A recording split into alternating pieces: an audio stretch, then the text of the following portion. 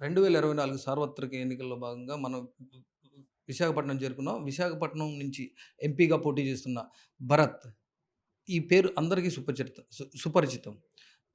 అంటే గోల్స్పాట్ మూర్తి గారి మనవడుగా, బాలకృష్ణ రెండో అల్లుడుగా, అందరికీ గీతం విద్యా సంస్థల చైర్మన్‌గా అందరికీ పరిచితమైన భరత్‌తో మనం ఉన్నాం. ఒక్కసారి అసలు అంటే 2019 ఎన్నికల్లో పోటీ చేసి ఓడిపోయారు స్వల్ప మెజార్టీతో. ఈసారి ఎలా ఉండబోతుంది ఎలక్షన్? ఎలా చేయబోతున్నారు అనే దాని గురించి ఒక్కసారి మాట్లాడదాం. సార్ భరత్ గారు 2019లో స్వల్ప మెజార్టీతో ఓడిపోయారు. 2024లో పోటీ చేస్తున్నారు. అంటే 2019 నుంచి 24 మధ్యలో ప్రజలకు అందుబాటులో ఉన్నారా?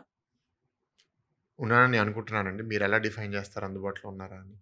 అలాగే అంటే మీకు తెలిసిద్దిగా సార్. అంటే నేను ప్రజలకు అందుబాటులో ఉన్నాను. అంటే ఏదన్నా అంటే జనరల్‌గా మీ పార్టీ సింపథైజర్స్ గాని, మీ పార్టీ వాళ్ళు గాని వస్తారు. వచ్చి వాళ్ళకేదైనా సమస్యలుండొచ్చు, లేకపోతే హ్మ్. వాళ్ళకి పనులుండొచ్చు. అటన్నిట్లో అందుబాటులో ఉన్నారా? అదండి. ఇప్పుడు కాలం మా నాయకులతో కూడా మాట్లాడుతున్నప్పుడు నేను చెప్తూ ఉంటాను. ఇవాళ కాలం చాలా మారిపోయింది. వాళ్ళ అందుబాటులో ఉండడం అంటే ప్రత్యక్షంగా మనిషి కనపడడము, ఆ మనిషి కనపడితేనే ఇష్యూ రిజాల్వ్ అవుతదనేది ఒక ఆలోచన. టెక్నాలజీ పెరిగిపోయిన తర్వాత ఇవాళ మనం సామాజిక మాధ్యమాల్లో చాలా వాడుకుంటున్నాం. ఇవాళ ఎవరైతే దాన్ని బాగా వాడుకోగలుగుతున్నారో, వాళ్ళు ఎక్కువ పనులు చేసుకోగలుగుతున్నారు. ఇప్పుడు నా టీమ్‌లోనే కొందరున్నారు. నాతో వాళ్ళకి మెసేజింగ్ సరిగ్గా చేయడం రాదు. వాళ్ళతో పని చేయాలంటే నాకు 3, 4 రోజులు పడతది. అదే ఇంకొకరు ఒకరోజే 10 పనులు చేసేయగలుగుతాను. మా లీడర్స్ కొందరు దానికి అడ్జస్ట్ అంటే మిడిల్ ఏజ్‌లో ఉన్నవాళ్ళు, వాళ్ళందరూ దానికి అడ్జస్ట్ అయ్యి వాళ్ళు ఏదున్నా సరే డైరెక్ట్‌గా వాట్సాప్‌లో పెట్టేస్తున్నారు. స్పందన వచ్చేస్తుంది. వాళ్ళు హ్యాపీగా ఉన్నారు.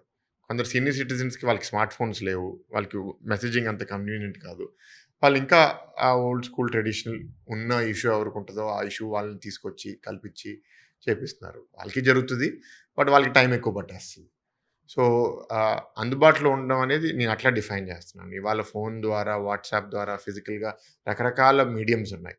So, I am available to all our leaders అండి. And as a MLA, as a corporator expectation of the voter is different from as an MP. సాధారణంగా నా దగ్గరికొచ్చినప్పుడు గీతం యూనివర్సిటీ ఇష్యూస్ మీద ఎక్కువ వస్తారు. ఎందుకంటే ఇవాళ మేము ప్రభుత్వంలో లేము. అండ్ ఎవరికైనా మేజర్ కమ్యూనిటీ గ్రూప్స్‌కి ఇష్యూస్ వస్తే, ఆ కమ్యూనిటీ గ్రూప్స్ వరకు ఈ ఇష్యూ రేపు మీ గవర్నమెంట్ వచ్చినప్పుడు, లేకపోతే మీరు పార్లమెంట్‌లో ఉన్నప్పుడు మీరక్కడ మా గురించి టేకప్ చేయాలని చెప్తారు. వాటికి ఎప్పుడైనా అందుబాటులో ఉన్నాను నేను. అంటే ఇప్పుడు మీరు పార్లమెంట్‌లో మాట్లాడాల్సిన ఇష్యూస్ అన్నారు. అంటే అంటే మీ ఈ ఎంపీ జేగదగ్గ పనుల్లో మొదట అంటే ఫస్ట్ ఇప్పుడు ఆల్రెడీ వైజాగ్‌లో బర్నింగ్ అంశం steel plant. Steel plant privatisation మీద అక్కడ ఉన్న ఉద్యోగులు గాని వీళ్ళందరూ అంటే వాళ్ళు ఒక ఉద్యమం చేస్తున్నారు. అసలు స్టీల్ ప్లాంట్ మీద మీరు ఎటువంటి స్టాండ్ తీసుకుంటారు? అంటే దానికి అంటే ఆ ప్రైవేటీకరణ ఆపే క్రమంలో మీ మీ వ్యూ ఎలా ఉంది? అదండి ఇప్పటిదాకా ఒక 100 సార్లు చెప్పుంటాను.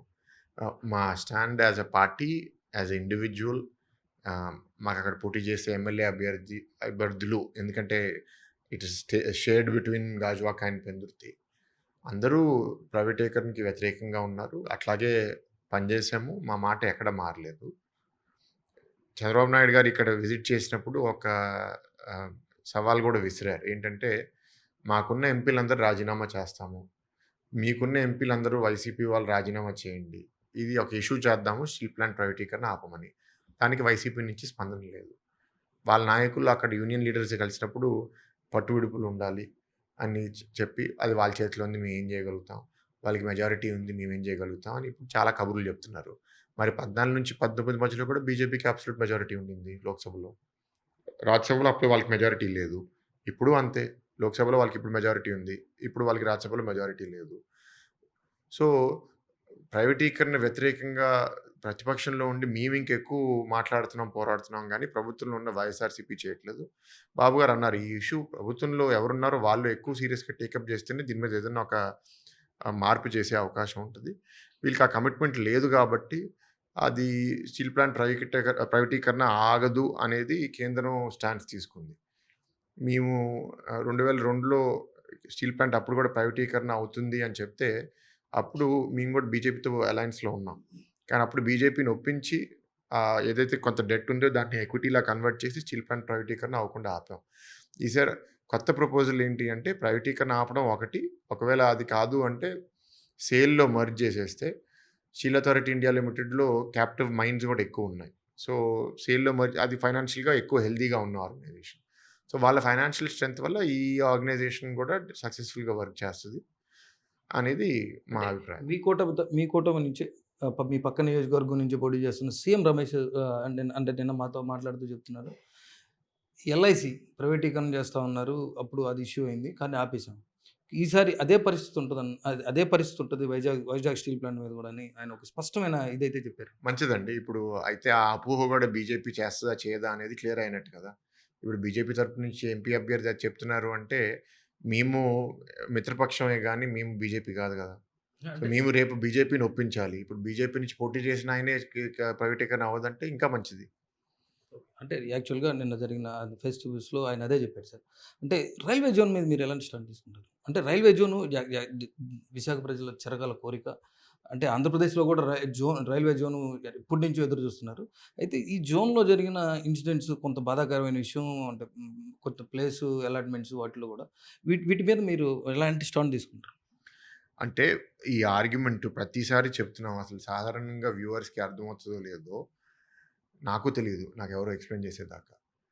ఈ రైల్వే జోన్ ఒడిషాలో హెడ్ క్వార్టర్ అవ్వడం వల్ల గతంలో హై లెవెల్ క్యాడర్ అంటే లెవెల్ 1 ఆఫీసర్స్ అందరూ ఒడిషా నుంచే దాంట్లో ఆధిపత్యం చెల్లింది. దానివల్ల Telugu officers level 2, level 3, level 4లో ఉన్నవాళ్ళు వాళ్ళకి లీడర్‌షిప్ డెసిషన్ మేకింగ్ పవర్ లేదు. సో, ఏ ట్రైన్స్ ఎయ్యాలి? ఎక్కడేం జేయాలి? ఎవరికెక్కడ పోస్టింగ్ ఇవ్వాలి? ఇదంతా ఒడిషా ఆఫీసర్స్ ఆధిపత్యంలో నడుస్తుంది. కానీ వాల్టేర్ డివిజన్ నుంచి వచ్చే ఆదాయం వల్ల, ఇక్కడొచ్చే ట్రాఫిక్ వల్లే ఎంటైర్ జోన్ బావుంది గాబట్టి, మాకు మా సొంత జోనొస్తే మేము మా సొంత పరిపాలన మేము చేసుకుంటాము. ఇక్కడ తెలుగోళ్ళకే వాళ్ళు చెప్పింది నడుస్తది. ఈ రాష్ట్రానికి మేలు జరిగే విధానంగా ఆ జోన్‌ని డెవలప్ చేస్తామనేది ఆర్గ్యుమెంట్. సో, ఇవాళ జోన్ విభజన చేశారు. కానీ వాల్టేర్ డివిజన్‌ని ఎస్టాబ్లిష్ చేయలేదు. సో, ఇప్పుడు ఆ జోన్ గూడా ఇక్కడ ఆ ఆఫీస్ ఎస్టాబ్లిష్ చేయడానికి ల్యాండ్ అవసరము. ఈ వైఎస్ఆర్‌సీపీ ప్రభుత్వం 52 ఎకరాల కోసం 3.5, 4 సంవత్సరాలు ఆగి ఇవ్వలేదు.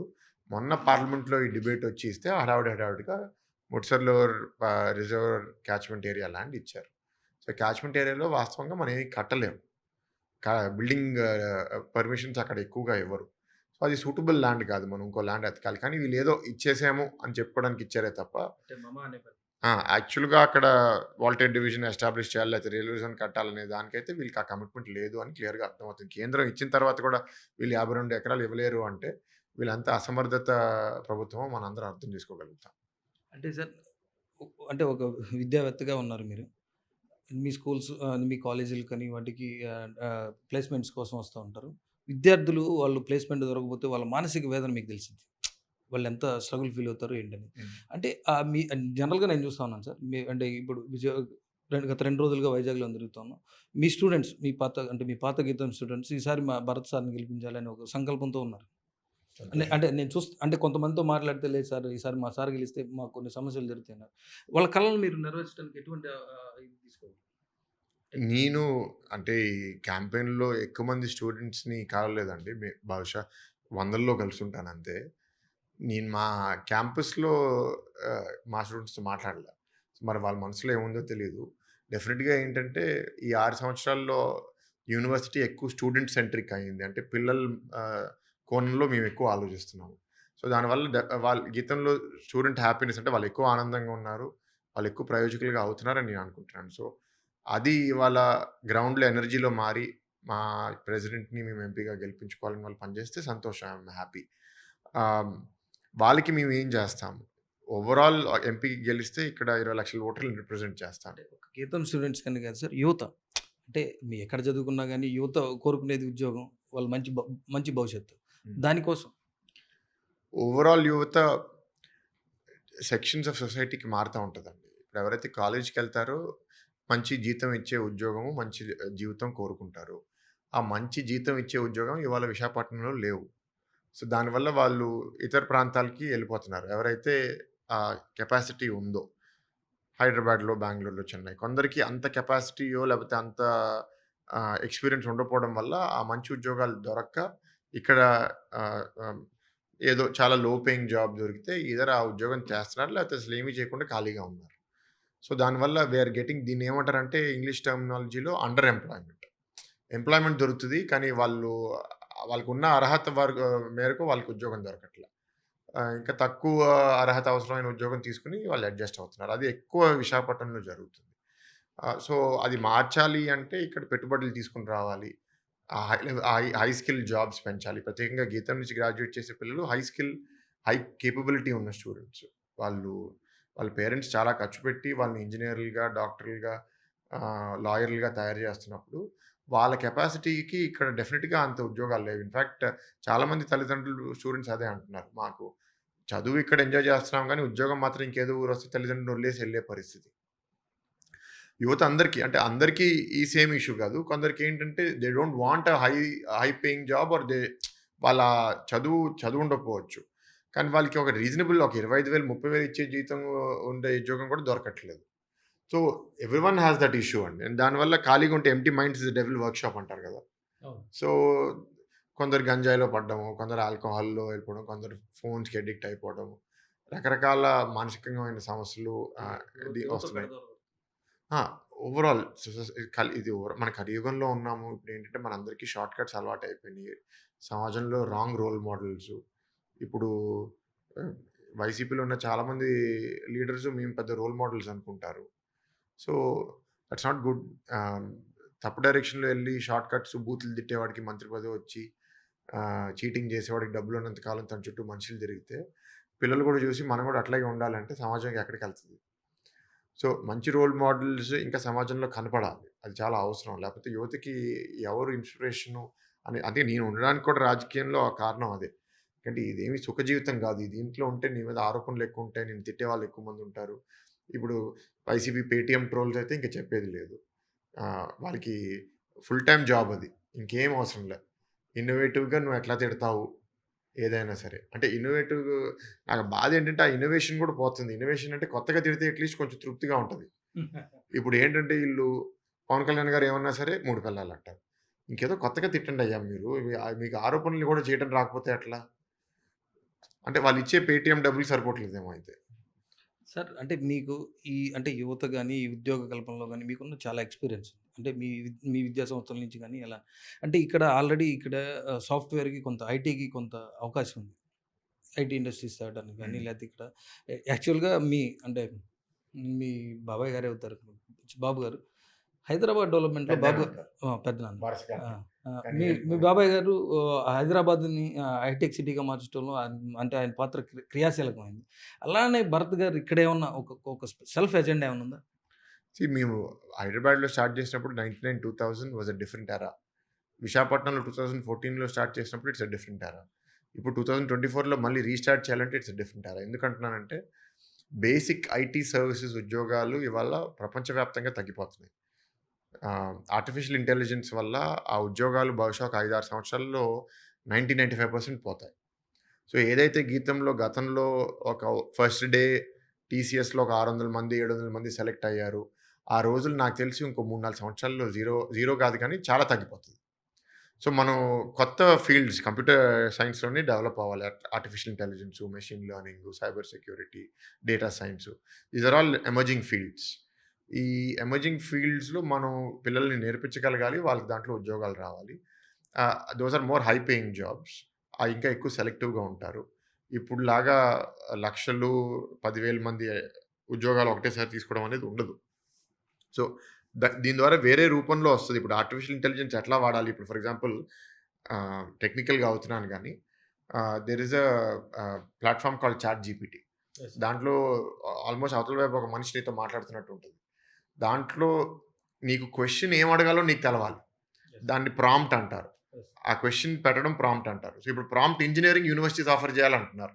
అంటే నీకు స్వతహాగా అంత తెలివి, ఆలోచన లేకపోయినా దాన్ని ఆ ఏఐని ఎట్లాంటి ప్రశ్నలు అడగాలి అని నువ్వు నేర్చుకుంటే చాలు. అంతే. అదే ఒక ఉద్యోగం. అంతే కదా సార్. ఇప్పుడు మనం తినాలంటే మన తిండిని గూడా మనం ఏం తినాలనేది అడగాలిగా. హ్మ్. సో, అది వాళ్ళేంటంటే బేసిక్ ఎడ్యుకేషన్ కూడా మన రాష్ట్రాల్లో అంటే అది ఉట్టి ఆంధ్ర రాష్ట్రం అనట్లేదు. Overall state education across many states అంత బాగా లేవు. సో, ఎందుకంటే ఇవాళ ఏఐతో మనం సక్సెస్‌ఫుల్ అవ్వాలి అంటే ఈ ఏఐ ప్రపంచంలో మనిషికి నిర్ణయం తీసుకునే కెపాసిటీ ఉండాలి. మనిషికి ఆహ్, ఒకవేళ ఏదైనా నిర్ణయం తీసుకొని మన వైఫల్యం అయినా, ఫెయిల్ అయినా ఆ అడ్డంకిని ఎదుర్కొని ముందుకెళ్ళగలిగే మనోధైర్యం ఉండాలి. మనిషికి ఇన్నోవేషన్ ఉండాలి. అంటే కొత్తగా ఆలోచించే విధానాలుండాలి. అదే దారిలో మా తండ్రి చేసింది, మా తాత చేసింది నేను చేస్తాను అంటే ఈ ఏఐ వరల్డ్‌లో అయితే అది కుదరదు. చాలా ఫాస్ట్‌గా మారిపోతుంది. కానీ అది మనం క్లాస్ రూమ్‌లో నేర్పించట్లేదు. ఇవాళ ప్రశ్నిస్తే టీచర్ తిడతాడు. "నువ్వు ప్రశ్నించొద్దు. నేను చెప్పింది ఫాలో చేయి" అని. నువ్వు కొత్తగా చేస్తే నీకు ఎగ్జామ్‌లో మార్క్స్ ఇవ్వరు. టెక్స్ట్ బుక్‌లో ఉన్నట్టు ఉన్నట్టు రాయి. నువ్వు కొత్తగా ఎందుకు రాస్తున్నావు? సో, పిల్లలు ఈ ఏఐ వరల్డ్ కోసం ప్రిపేర్ అవ్వట్లేదు మన వ్యవస్థలో. ఇవాళ మనం వాళ్ళకి స్వేచ్ఛ ఇవ్వాలి. వాళ్ళలో ఉన్న కొ ఆ క్యూరియాసిటీ ఏదైతే మేము నేర్చుకోవాలి, ప్రశ్నలు అడగాలి అది మనం ఇంకా కాపాడుకోవాలి. మన స్కూల్ సిస్టమ్‌లో ఏంటంటే మనం క్యూరియాసిటీని చంపేస్తున్నాం. మనం ఏమంటున్నామంటే నువ్వు క్యూరియస్‌గా ఆలోచించొద్దు. చెప్పింది చేయి, చెప్పింది నేర్చుకో. దాన్నెళ్లి ఎగ్జామ్‌లో రాయి. అలాంటోళ్ళు మనకు అవసరం లేదు. ఇప్పుడు ఏఐ చేసేస్తది అదంతా. ఒక రోబోట్ చేసేస్తది ఆ పనంతా. సో, మనిషి నిర్ణయాలు తీసుకోవడానికి కావాలి. ఆ నిర్ణయాలు మనం కంప్యూటర్‌కి వదిలేస్తే అది చాలా డేంజరస్ సమాజం కోసం. సో, ఆ నిర్ణయాలు తీసుకోవడానికి పిల్లల్ని ఎట్లా మనం ఇప్పుడు నేను నేర్చుకున్నాను. ఆ నిర్ణయాలు డేంజరస్ అనేది మీ మావయ్య గారి సినిమాలోనే చూయించారు. ఏ ఏ ఏ 'ఆదిత్య 369'. అదప్పుడు. రీసెంట్‌గా మీరు ఇది మన 'రజనీకాంత్' గారి సినిమా 'రోబో' అని చూసారు గదా! దాంట్లో కూడా ఇట్స్ ఎగ్జాంపుల్. రోబోకి దాని సొంత తెలివి వచ్చేస్తే, అది మన మాట వినకపోతే అది చాలా డేంజరస్ అయిపోతది సమాజానికి. సో, ఆ రోబోని కంట్రోల్ చేయడానికి మనిషికి ఆ మాత్రం తెలివి ఉండాలి. కానీ ఆ తెలివి ప్రతి ఒక్కరు పుట్టినప్పుడు ఎంతో కొంత పొటెన్షియల్ ఉంటది. కానీ మన స్కూల్ వ్యవస్థ వల్ల అది వాళ్ళు పెద్దవాళ్ళు అయ్యేసరికి కోల్పోతున్నారు.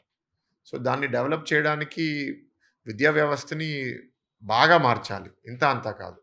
అది విప్లవాత్మక నిర్ణయాలు తీసుకొని దాన్ని బలంగా అమలు చేసే విధంగా నిలబడాలి. అది స్టేట్ గవర్నమెంట్స్ చాలా స్టేట్ గవర్నమెంట్స్ చేయట్లేదు. సో, అంటే యాక్చువల్‌గా ఇప్పుడు జగన్ గారు నేను ఇంగ్లీష్ మీడియం ప్రవేశపెడుతున్నాను. కానీ తెలుగుదేశం పార్టీ వాళ్ళు ఒప్పుకోవట్లేదు. దాని మీద కేసులేసి ఆపుతున్నారు అది ఇది అని. ఈ ఎడ్యుకేషన్ ఈ ఈ ఈ ప్రభుత్వానికి ఎడ్యుకేషన్ గురించి తలా తోకా తెలీదండి. ఎందుకంటే వీళ్ళు స్ వీళ్ళు బాగా ఎక్కువ చెప్పుకునేది నాడు నేడు. ఇప్పుడు విశాఖపట్నం పార్లమెంట్‌లో 2000 స్కూల్స్ ఉన్నాయి. వాళ్ళు 220 స్కూల్స్ చేశారు. అది కూడా ఏంటి పెయింట్‌లేయడము, ఏదైనా ఒక క్లాస్ రూమ్‌ని రెనోవేట్ చేయడం అట్లాంటివే. అది కూడా మీరు 11% చేసి మేము స్కూల్స్ అన్నీ మార్చేస్తాం ఎట్లా చెప్తారు? ఇంగ్లీష్ మీడియం ఒక సైన్ పెట్టినంత సింపుల్ కాదు. ఆ టీచర్ ఇంగ్లీష్‌లో నేర్పించగలగాలి కదా! మీరు నిజంగా ఇప్పుడు దాంతో పాటు డీఎస్సీ పెట్టి ఒక 20, 30 వేల మంది ఇంగ్లీష్‌లో నేర్చుకున్న టీచర్స్ వచ్చి యాడ్ చేసుంటే సిస్టమ్‌కి, మీరు మీ నిర్ణయానికి మీ చేతులు కలుస్తున్నాయి. మీరు చేస్తున్నారు అనొచ్చు. అది లేదు. డీఎస్సీ ఒక్కటి పెట్టలే. ఇప్పటిదాకా ఒక టీచర్‌ని కొత్తగా తీసుకోలే. సో, మీరు ఒక స్ ఫైల్ సైన్ జేసి, తెలుగు మీడియంని ఇంగ్లీష్ మీడియం చేద్దాము. ఇప్పుడు ఇంగ్లీష్ మీడియంని అంతా ఐబీ ఇంటర్నేషనల్ స్కూల్ కరిక్యులమ్ తీసుకొచ్చి పెట్టేస్తే అయిపోతదంటే ఎట్లా కుదురుతది? దానికి తగ్గ ఇన్‌ఫ్రాస్ట్రక్చర్ లేదని మీ భావన. మౌలిక సదుపాయాలు పక్కన పెట్టండి. అది ఇక్కడ 11% చేశారు. కానీ దానికన్నా ఇంపార్టెంట్ పీపుల్ అండి. టీచర్స్. అంటే టీచింగ్ వ్యవస్థలో కూడా అంటే అంటే ఆ సామర్థ్యం ఉన్న టీచర్ లేరనేనా? అంతమంది లేరు. ఉన్నారు టీచర్సు. బట్ అవసరమైనంత ఇప్పుడు మా దగ్గర మీకు ఉదాహరణకు చెప్తాను. మా యావరేజ్ సాలరీ ఇవాళ 1,50,000 రూపీస్ పర్ మంత్ ఉంటది. మేము సంవత్సరానికి మాకొక 6, 7 వేల మంది అప్లై చేస్తారు. వాటిలో మేము 800 మంది సూటబుల్ అని షార్ట్ లిస్ట్ చేస్తాము. ఆ 800ని ఇంటర్వ్యూ చేస్తే మేము ఆఫర్ ఒక 400 మందికి చేస్తాం. 400, 450 మందికి.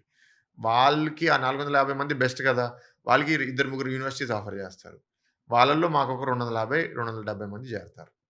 ఇది ప్రాసెస్ లూప్. సో, నేనింత కష్టంతో నాకు సరే గవర్నమెంట్‌కి ఇంకెక్కువ అప్లికేషన్స్ వచ్చినియి అనుకుందాం. నాకు 6,000 వస్తే వాళ్ళకి 60,000 వస్తాయి. కానీ అదే ఫార్ములా ప్రకారం వాళ్ళకి 500 టీచర్స్‌కే ఆఫర్ చేయగలుగుతారు. మా స్ట్రిక్ట్ క్రైటీరియా పెట్టుకుంటే. మేము ఈ 270 మందిలో 1, 2 డిపార్ట్మెంట్స్ కాకుండా మిగతా అందరూ చాలా మంచి ఫ్యాకల్టీ. ఆ 1, 2 కూడా అంత క్వాలిటీ ఎందుకుంటదంటే, ఆ 1, 2 డిపార్ట్మెంట్‌లో మార్కెట్‌లో డిమాండ్ చాలా ఎక్కువుంది. సో, డిమాండ్ చాలా ఎక్కువుండడం వల్ల, సప్లై ఉండకపోవడం వల్ల కొంచెం మిడిల్ లెవెల్ టాలెంట్ ఉన్న వాళ్ళని కూడా తీసుకోవాల్సొస్తుంది. ఎందుకంటే బండి నడపాలి. అదే. మరొక ప్రభుత్వ వ్యవస్థలో అది వందల్లో గాదు. వాళ్ళకి వేలల్లో గావాలి టీచర్స్. ఎక్కడున్నారు సమాజంలో? ఇవాళ టీచర్స్‌కి సమాజంలో గౌరవం ఉంటే ఎక్కువ మంది టీచర్‌గా అవ్వాలని భావిస్తారు. ఆ గౌరవం అనేది తీసేసారు కదా! ఈ ప్రభుత్వం అయితే ఇంక గౌరవం పక్కన పెట్టండి. వాళ్ళని చాలా నీచంగా జూస్తున్నారు. వాళ్ళొక ప్రొటెస్ట్ చేస్తారంటే అది గూడా చేయనివ్వకుండా రకరకాల ఇబ్బందులు వాళ్ళు కాజ్ చేసి వాళ్ళకి స్వేచ్ఛ లేకుండా జేయడం. ఆ టీచర్లంతా ఇప్పుడు పోస్టల్ బ్యాలెట్ ఓటింగ్ పడుతుంది కదా! చూపిస్తారు వాళ్ళకి. అంటే సార్ మీరు అంటే మీరు విద్యావంతులు. మీ మీ అపోనెంట్ కూడా విద్యావంతురాలు. అంటే మీకు ఆమెకున్న భావ సారూప్యం ఏంటి? అంటే మీరు యువకులు, ఆమె కొంచెం అంటే పెద్ద వయసుతో ఉన్నారు. సో, మీరు యువకులుగా విశాఖ ప్రజలకి మీరు అంటే అసలు ఏంటి భరత్ అంటే ఏంటి? భరత్ ఏం చేయగలడు? ఏం చేస్తాడు? అని చెప్పాలనుకుంటున్నారు. నేనేం చేస్తాను అనేది పాంప్లెట్‌లో మేనిఫెస్టో రూపంలో పెట్టామండి. సో, అది అందరికీ ఆల్రెడీ చూపిస్తాం. మీకు కూడా అది షేర్ చేస్తాము. ప్రధానంగా ఇక్కడ శాంతి భద్రతలు మళ్ళీ తిరిగి తీసుకొస్తాము. ఉద్యోగాలు సృష్టిస్తాము. కాలుష్యం తగ్గిస్తాము. పొలం పూర్తి చేసి నీరు తీసుకొస్తాము. మౌలిక సదుపాయాలు రోడ్లన్నీ డెవలప్ చేస్తాము. These are the major issue. పెట్టుబడులు తీసుకొచ్చి 1,00,000 ఉద్యోగాలు సృష్టిస్తాము. These are our agenda points. నేనేంటి, భారత్ ఏంటి అనేది మీలాంటి మీడియా హౌసెస్ ద్వారా చాలామంది నా మాటలు వింటున్నారు. నేను ఎట్లాగా ఉన్నానని కొంతవరకు తెలిసిందని అనుకుంటున్నాను. కానీ ప్రతిపక్షంలో ఉండడం వేరే. గెలిచిన తర్వాత ఎట్లా ప్రవర్తిస్తాం అనేది వేరే. సో, అందరూ దీవించి గెలిస్తే రేపు నేనొక ఎంపీగా ఎట్లా వ్యవహరిస్తానో కూడా అందరూ చూస్తారు. భరత్‌ని గెలవాలంటే కోటరీ ఉండదా? ఎప్పుడైనా కోటరీ ఉంటదండి. అది నా దగ్గర కాదు. పవర్ దగ్గర కోటరీ ఉంటది. పవర్ లేనప్పుడు నీ దగ్గర ఎక్కువ మంది ఉండరు. డబ్బులు లేనప్పుడు నీ దగ్గర ఎక్కువ మంది ఉండరు. నీ దగ్గర పవర్ ఉన్నప్పుడు, డబ్బులు ఉన్నప్పుడు నీ దగ్గర చాలా మంది చేరతారు. నీ దగ్గర చేరినోళ్ళు ఇంకొకరు చేరిపోతే వాళ్ళ ఆధిపత్యం పోతదని వాళ్ళు ఇంకొకరి దగ్గర రావడం ఇష్టపడరు.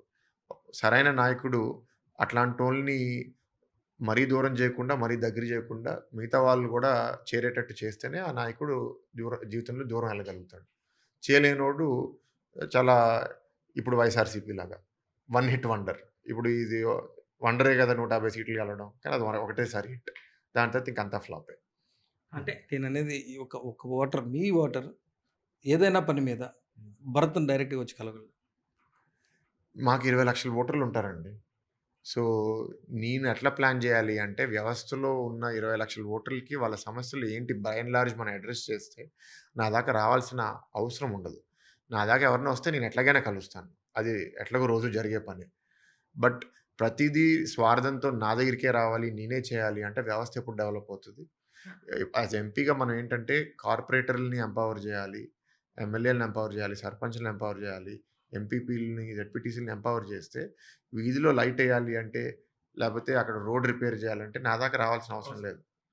నా దాకా అదొచ్చింది అంటే వ్యవస్థ పనిచేయట్లేదని అర్థం. ఒక పెన్షన్ ఇప్పించాలి. ఆ పెన్షన్ కార్పొరేటర్ ఇప్పించలేకపోతే వ్యవస్థ పనిచేయట్లేదని అర్థం. ఆ ఇష్యూస్ నేను చేస్తున్నాను అంటే నేను ఎంపీగా ఉండడానికి నేను అర్హుడిని కాదు. నేను ఎంపీగా గెలిస్తే రాజకీయంగా ఎవరికి ఏం పవర్స్ ఉండాలి, ఎవరిని ఎట్లా ఎంపవర్ చేయాలనేది నేను ఆలోచించాలి. ఒక ఎస్ఐతో, సీఐతో, ఎంఆర్ఓతో పనుంటే దానికి ఎంపీ దాకా రావాల్సిన అవసరం లేదు. అది ఎంపీ దాకా వచ్చారు అంటే దాని అర్థం వ్యవస్థలో ఆఫీసర్సు, అక్కడ ఎలక్టెడ్ ఆఫీషియల్స్ సరిగ్గా పనిచేయట్లేదు అని.